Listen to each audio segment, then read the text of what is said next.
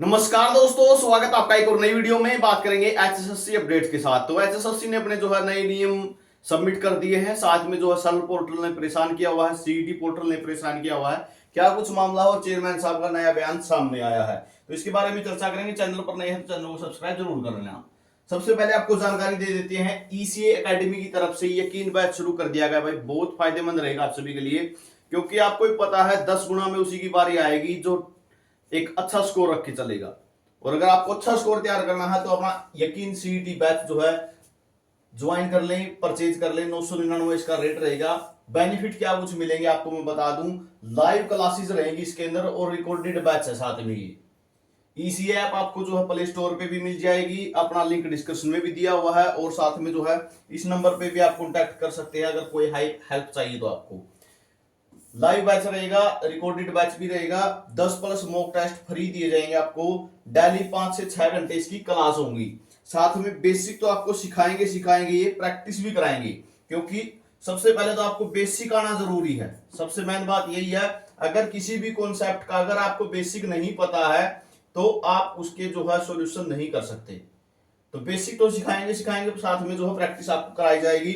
Validity 1 साल रहेगी। CET group C के लिए जब भी ले 2 महीने में ले, 4 महीने में ले, तब तक आपकी वैलिडिटी रहेगी। 1 साल तक वैलिडिटी है। तो ग्रुप सी का तो इसके अंदर दायरे में आना है, ग्रुप डी का भी इसी बैच के दायरे में आ जाएगा, चिंता मत करो। तो अपना सीईटी का जो है ग्रुप सी का अगर फॉर्म अप्लाई कर दिया है तो तैयारी खींच दो। अगर लेट होगे तो फिर वो लेट में ही रह जाओगे, यानी 10 गुना में नहीं आ पाओगे। और 10 गुना में नहीं आई तो सीईटी देने का कोई फायदा नहीं होगा। तो अपना बैच लेके तैयारी खींच दो। यकीन बैच ले सकते हो। सीईटी का 80+ स्कोर का जो है टारगेट रहेगा। आगे बात करें अपडेट्स के बारे में, तो एचएसएससी चेयरमैन साहब की तरफ से बता दिया गया है। देखो यहाँ पे आप देख सकते हो, सावधान।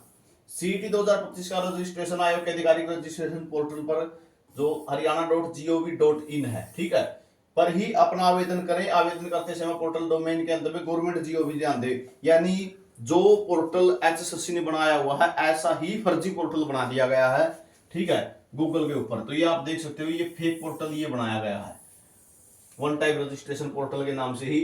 अगर बच्चे इस पे करेंगे, फीस कर देंगे तो 500 रुपए चले जाएंगे खराब। एचएसएससी के पास कोई डाटा नहीं जाएगा। तो चेयरमैन साहब ने स्पष्ट कर दिया भाई, अपनी gov.in साइट पे जाके करना है, ठीक है। फर्जी पोर्टल बना हुआ है और सोशल मीडिया इन्फ्लुएंसर इस खबर को ज्यादा से ज्यादा लोगों तक फैला दे तो फैलाने लग रहे हैं। भाई अपना जो भी देखना लग रहा है वीडियो को ध्यान दे लेना, कहीं 500 रुपए का दान फर्जी साइट पे करके आ जाओ, ठीक है।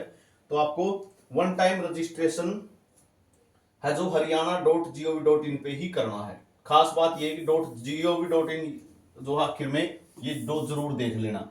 अगली जो खबर रहेगी वो रहेगी, सीएम के आदेशों के बावजूद भी सरल पोर्टल में सुधार नहीं। कल शाम को बताया गया सभी हरियाणा वासियों को कि सरल पोर्टल जो है 2 बजे से लेकर 4 घंटे बंद रहेगा, यानी 6 बजे तक बंद रहेगा।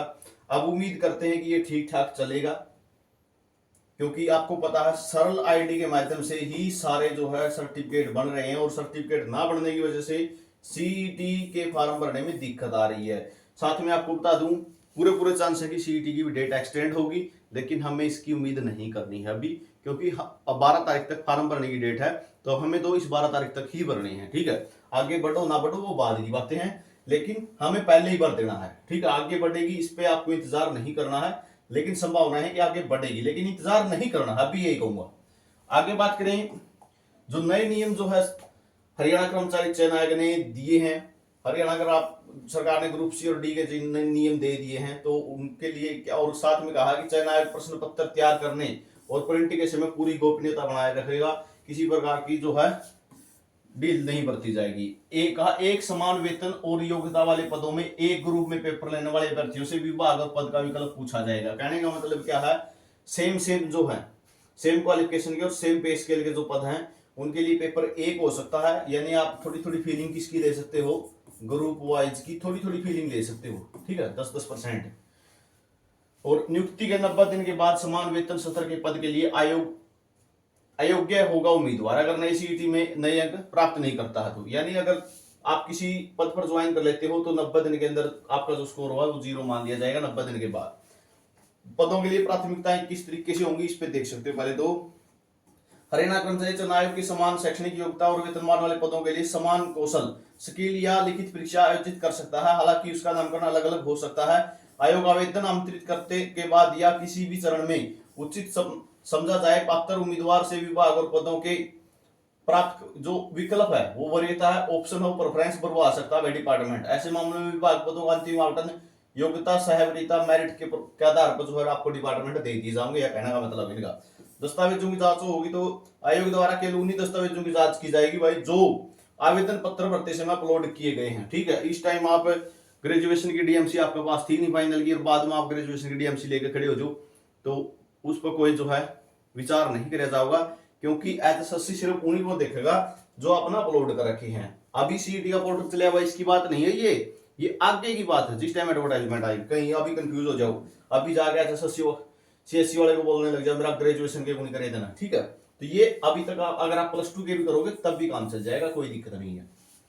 चरण अपलोड किए हैं और प्रस्तुत किए गए दस्तावेजों में किसी तरह का अंतर पाए जाने पर ऐसे उम्मीदवार की उम्मीदवारिता ही रद्द कर दी जाएगी भाई। ठीक है, चयनित एवं अनुशंसित अभ्यर्थियों द्वारा अपने आवेदन पत्र के साथ अपलोड किए गए दस्तावेजों को वास्तविकता की जांच नियुक्ति देते समय मांग पत्र विभाग द्वारा सेवा नियमों के निर्देशों के अनुसार होगी।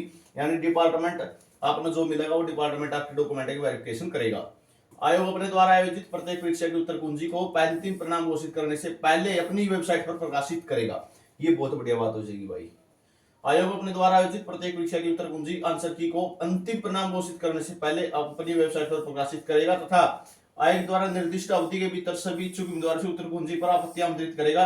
आयोग ऐसी सभी आपत्ति पर विचार करेगा तथा यदि कोई आपत्ति वास्तविक पाई जाती है तो उत्तर कुंजी को तदनुसार संशोधित किया जाएगा। किसी भी प्रश्न या उसके उत्तर की सत्यता का निर्णय करने के लिए आयोग राज्य विश्वविद्यालय आदि जैसे संस्थानों के विशेषज्ञों की एक समिति गठित करेगा जिसकी साख उत्तर पुस्तिका के मूल्यांकन के संबंध में किसी भी संदेह से परे होगी। ठीक है, कह तो दिया भाई, वो सुना तो पूरी बड़ी कर दी कि विश्वविद्यालयों के जो है विशेषज्ञ हैं उनसे हम उत्तर कुंजी को करवाएंगे। टीजीटी इंग्लिश में इतना बुरा हाल करा क्या पूछो मत, अभी भी केस चला हुआ है जिनका विवरण गोपनीय रखा है। इस प्रकार उत्तर पुस्तिका का मूल्यांकन गठित विशेषज्ञ समिति का रिपोर्ट के अनुसार किया जाएगा। आयोग भर्ती प्रक्रिया किसी भी भर्ती की नीतिगत मामले को छोड़कर किसी भी शिकायत पर निवारण करेगा। उक्त शिकायत पर आयोग का अंतिम निर्णय पीड़ित अभ्यर्थी को सूचित किया जाएगा। तो भाई कहने का मतलब क्या है, उत्तर कुंजी के बारे में उन्होंने स्पष्ट कर दिया। मैं एक्सपर्ट की पहले तो जारी करांगे आंसर की, ठीक है, रिजल्ट निकालना था पहले, उसके बाद जो है उस पर आपके जो है जो भी आपका ऑब्जेक्शन है वो ऑब्जेक्शन लिए जाएंगे और उसके बाद एक्सपर्ट से जो है आंसर की जो जिस क्वेश्चन पर ऑब्जेक्शन होगा वो एक्सपर्ट को दिखाए जाएंगे। परिणाम की घोषणा क्या होगी, आयोग प्रत्येक कौशल या लिखित परीक्षा का परिणाम निम्नलिखित विवरण के साथ घोषित करेगा। भाई देख लो रिजल्ट को करा होगा। कौशल और लिखित परीक्षा में उपस्थित प्रत्येक उम्मीदवार द्वारा प्राप्त अंकों के परिणाम की घोषणा विज्ञापन संख्या के थी, उसकी पंजीकरण संख्या, रोल नंबर, पद का नाम, अक्षरणी, कौशल या लिखित परीक्षा की तिथि, परिणाम या प्राप्त अंक, पदावटन सहित अंतिम परिणाम जो है घोषित किया जाएगा। भाई तो इस तरीके से जो है ये सिस्टम होगा। वेटिंग सूची के बारे में भी इन्होंने बताया है कि प्रतीक्षा सूची के संबंध में मुख्य सचिव कार्यालय द्वारा जो ये पत्र जारी हुआ है निर्देश या समय समय पर संशोधन जो है लागू होंगे। भाई वेटिंग लिस्ट पर अभी भी इनकी मनमर्जी चलेगी। यदि कोई भी अभ्यर्थी किसी भी सत्र पर किसी भी कदाचार में लिप्त पाया जाता है तो नौकरी का हाथ खो देगा, वो वगैरह वगैरह, ये आपको पता ही है। ठीक है, मतलब भ्रष्टाचार में पाया जाता, तो ये जानकारी आप सभी के लिए रहेगी। नए नियमों में क्या खास है, तो उत्तर कुंजी का प्रकाशन जो है पहले की तरीके से ही होगा। भाई एक कमेटी जरूर गठित करेंगे, ये बढ़िया ही, ठीक है, होश क्या, तो बाकी उम्मीद कम है। और रिजल्ट जो है वो घोषित किया जाएगा तो इस तरीके से किया जाएगा। साथ में पदों के लिए प्राथमिकता थोड़ा जो सेम से पद हैं, सेम क्वालिफिकेशन के पद हैं, उनको जो है एक साथ शामिल करने की उम्मीद रहेगी। दस्तावेजों की जांच डिपार्टमेंट करेगा और जो आपके डॉक्यूमेंट अपलोड करोगे आप उसी पे जो कार्रवाई होगी। 90 दिन के बाद जिस भी पद पर आप ज्वाइन कर लोगे आपका स्कोर 0 हो जाएगा। एक समान वेतन और योग्यता वाले पदों को एक ग्रुप में पेपर लेने वाले व्यक्तियों को इस विभाग पद का विकल्प पूछा जाएगा, आपसे प्रेफरेंस पूछ ली जाएगी सेम पदों पर अगर परीक्षा एक होगी। तो ये जानकारी आप सभी के लिए रहेगी, हर अपडेट मिलती रहेगी। चैनल को सब्सक्राइब जरूर कर लेना।